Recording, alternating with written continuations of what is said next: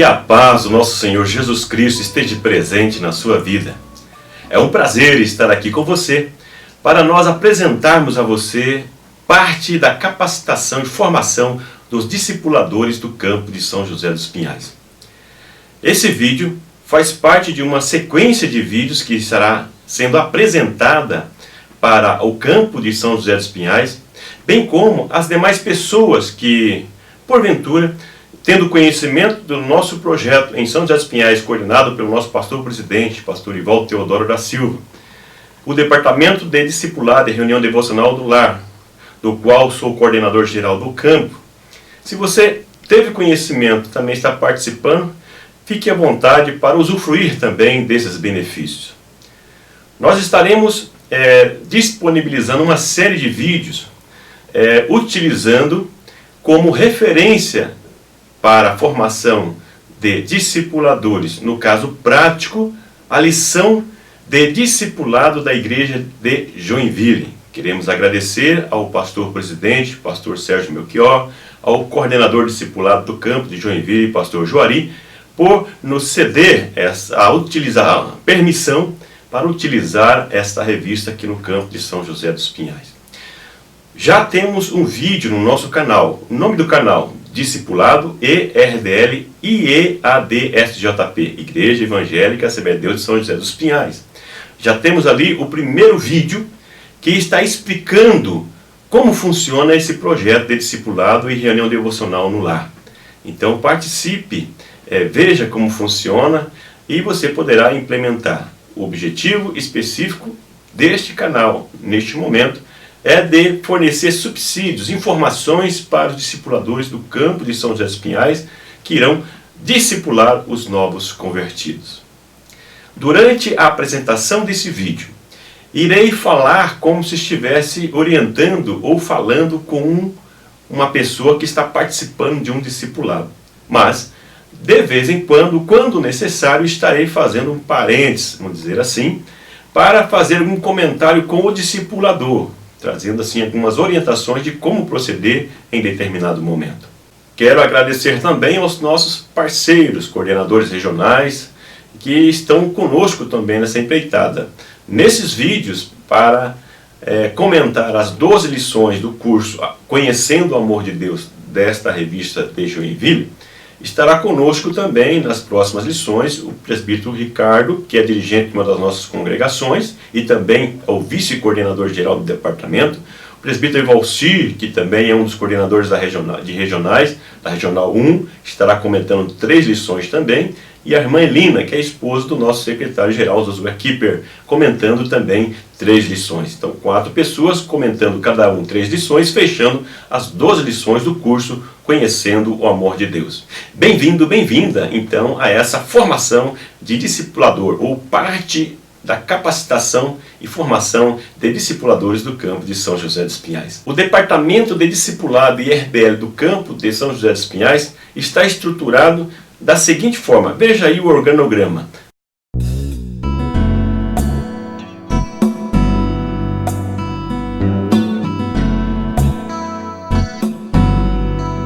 Você viu aí o organograma apresentando a estrutura e também as 2 frentes desse departamento, da qual uma das frentes é o discipulado, a outra a reunião devocional no lar.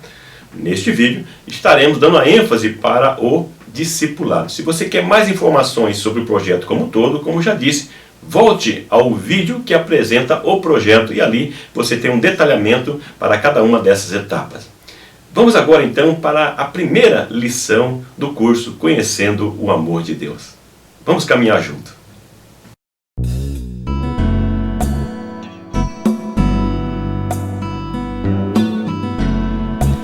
Bem-vindo, bem-vinda ao curso Conhecendo o Amor de Deus.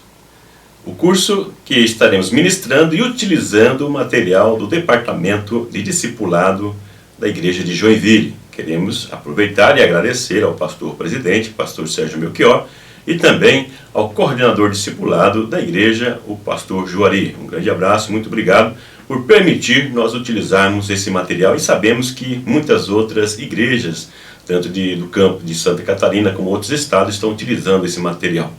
Muito obrigado, que Deus continue abençoando vocês com esse trabalho. E vamos agora então estudar as lições, as 12 lições desta revista. Veja aí a capa da revista e a relação das lições que nós iremos estudar.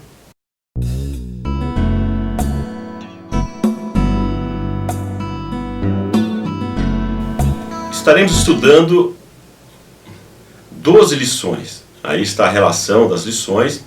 E eu estarei comentando com vocês as 3 primeiras lições. Quem é Jesus, o pecado e o plano de Deus, e o substituto dos nossos pecados. Como já mencionei na abertura, os demais companheiros estarão ministrando as demais lições. Antes de iniciar a lição propriamente dita, gostaria de fazer algumas orientações. É importante que o discipulando ele seja orientado para que ele faça todas as lições, que ele seja disciplinado todas as semanas para estudar a lição, fazer os exercícios, para entender o propósito de Deus para a sua vida e tornar ele uma nova, ou ela, uma nova criatura, uma nova pessoa e ter várias experiências com Deus, poder desfrutar dos benefícios de ser um membro do reino de Deus. Outra orientação que está na revista, curso Conhecendo o Amor de Deus, é para que o discípulo ou o discipulando e ele faça ou ela faça a leitura do Evangelho de João. Se possível, pelo menos um capítulo ao dia. Pode fazer a leitura de mais capítulos, mas se fizer a leitura de um capítulo, já ajuda. Todo dia fazendo essa leitura, ele chegará em pouco mais de 2 semanas ao final da leitura desse Evangelho, que será fundamental para entender as 12 lições dessa revista, que na sua maioria utiliza citações desse Evangelho, um Evangelho que apresenta Jesus como Filho de Deus, Jesus como o Salvador da humanidade.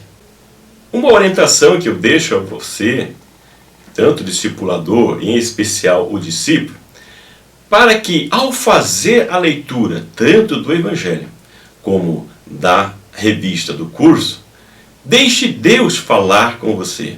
Permita o diálogo com o Espírito Santo de Deus e perceba qual a vontade de Deus naquilo que você poderá aplicar na sua própria vida, trazendo como exemplo prático para a sua vida, para que você e também as pessoas que estão à sua volta possam ser beneficiados com a experiência que você terá se você se permitir abrir para ouvir a voz de Deus, para ouvir a voz do Espírito Santo de Deus. Quando eu falo o diálogo, é no sentido de você ler e permitir que o Espírito Santo, o autor principal das Escrituras, possa falar contigo, e também que você possa falar com Deus. Então aproveite esse momento também para conversar com Deus.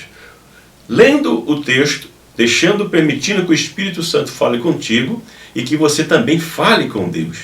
Ao mesmo tempo em que você está lendo, está aprendendo, comece a conversar com Deus.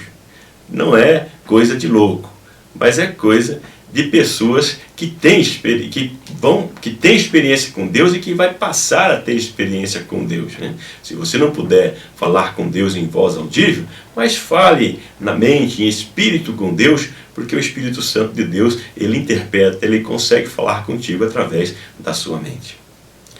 Mas aí vem a pergunta que não quer calar, como diz um ditado popular.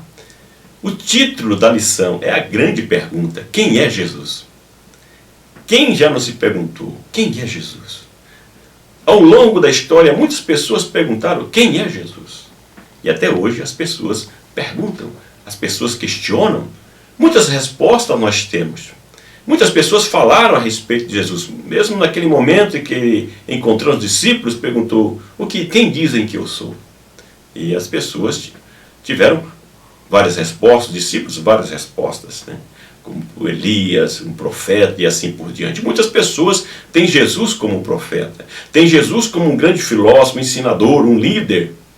Mas nós queremos apresentar para você afirmações de pessoas que realmente estiveram com Jesus, Quem andou com Jesus, quem presenciou Jesus caminhando, ensinando e também realizando sinais, eles puderam deixar escrito muitas coisas a respeito de Jesus e afirmar quem realmente ele é. E você? Para você, quem é Jesus? Vamos ver o que essas pessoas falaram a respeito de Jesus?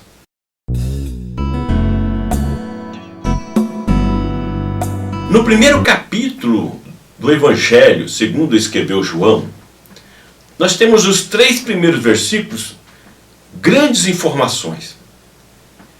Informações que nos dizem a respeito de Jesus, apresentando-o como Deus, como Criador e também como pré-existente. Vamos ler os 3 versículos juntos? No princípio era o Verbo, e o Verbo estava com Deus. E o Verbo era Deus. E ele estava no princípio com Deus. Todas as coisas foram feitas por ele, e sem ele, nada do que foi feito se fez. Então, esse texto, João, conhecedor, a comunidade joanina que conheceu também os resultados a respeito de Jesus, nos afirma pela palavra de Deus, que nós temos como regra de fé e conduta para nossas vidas, nós como cristãos, afirma veementemente que Jesus, o Verbo, o Logos, uma reinterpretação do Logos, que era ensinado pelos gregos, mas demonstrando que esse verbo, a palavra, Jesus, ele já existia desde o início com Deus. Então Jesus não passou a existir com o nascimento como filho de Maria, mas ele já existia com Deus. Aí nós vemos Jesus, como João coloca, no início, antes de todas as coisas, com Deus e com o Espírito Santo. E aqui nós vemos que Jesus, então, já existia antes do seu nascimento, da sua encarnação como ser humano. E junto com Deus, o Pai, ele criou todas as coisas. E as coisas subsistem, se mantêm pela palavra de Deus. Então, Jesus, como Deus, como pré-existente, antes do seu nascimento, da sua encarnação como ser humano, e também como Criador de todas as coisas. Esse é o Jesus que João conheceu. O Jesus que se apresentou como eu sou. A mesma expressão que nós vemos na Septuaginta, que é a interpretação da Bíblia hebraica para o grego, onde ele usa lá essa mesma expressão quando Deus se apresenta para Moisés, o eu sou. Jesus se apresenta como o eu sou, o Deus, como pré-existente e como o Criador de todas as coisas, juntamente com Deus. Jesus veio ao mundo para derrotar o pecado. Por que derrotar o pecado? Qual é a preocupação com o pecado? Nós vamos ver na próxima lição. Mas como é que Jesus veio ao pecado? Quem disse isso? Vamos ver 2 versos, vamos ler junto para nós entendermos. João, verso 1 e 29. No dia seguinte, João viu a Jesus, que vinha para ele, e disse: Eis o Cordeiro de Deus, que tira o pecado do mundo. Hebreus 9, 26 diz o seguinte: de outra maneira, necessário lhe fora padecer muitas vezes, desde a fundação do mundo. Mas, agora, na consumação do século, uma vez se manifestou para aniquilar o pecado pelo sacrifício de si mesmo. Então nós vemos o encontro de Jesus com João Batista, o precursor de Jesus, aquele que veio antes, que já havia sido predito pelos profetas, para apontar para Jesus como o Cordeiro de Deus, ou seja, aquele que seria sacrificado pelos pecados, para eliminar de uma vez por todas os pecados. Não vamos detalhar aqui nesse momento sobre isso, mas vamos ver numa lição específica para falar como foi que ele eliminou de uma vez por tudo. Mas aqui nós vemos se apresentando como o Cordeiro que oferece por si mesmo, ou seja, a si mesmo como sacrifício, o sacrifício perfeito que elimina todo e qualquer pecado. É por isso que o ser humano, independente do seu comportamento, das suas atitudes, antes de conhecer a Cristo, em Cristo, é possível ele ter o perdão de todos os seus pecados. A palavra de Deus afirma que Jesus veio como ser humano, assim como eu e como você. Mas aponta para uma grande diferença entre ele e nós. Vamos ler junto o texto que fala isso? E o Verbo se fez carne e habitou entre nós. E vimos a sua glória, como a glória do unigênito do Pai, cheio de graça e de verdade. Evangelho segundo João, capítulo 1, verso 14. Hebreus 4:15 diz o seguinte: porque não temos um sumo sacerdote que não possa compadecer-se das nossas fraquezas, porém um que, como nós, em tudo foi tentado, mas sem pecado. Então nós vemos nesses dois textos, no Evangelho de João, que demonstra que Jesus, ele se fez carne, ou seja, um Deus que despiu-se da sua glória, de todos os seus atributos divinos, não que não estivesse à sua disposição. Todos os seus atributos estavam ainda à sua disposição e continuava sendo Deus. Mas ele se torna em forma humana, ou seja, como nós já vimos anteriormente, o Criador de todas as coisas, de todas as galáxias que nós conhecemos e muitas que nós nem conhecemos ainda.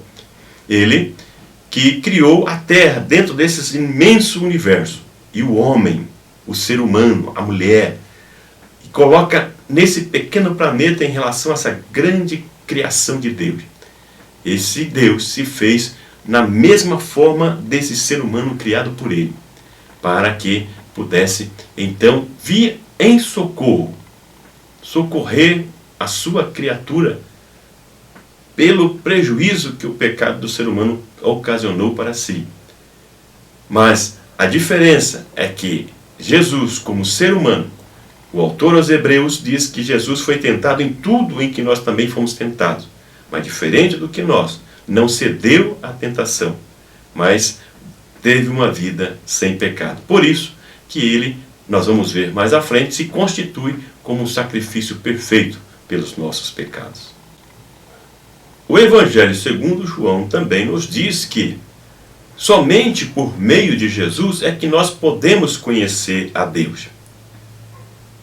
E a sua revelação, a sua expressão como Deus, fazendo-se presente no meio da humanidade, isso ele fez para que nós, nele, tenhamos vida, e vida em abundância.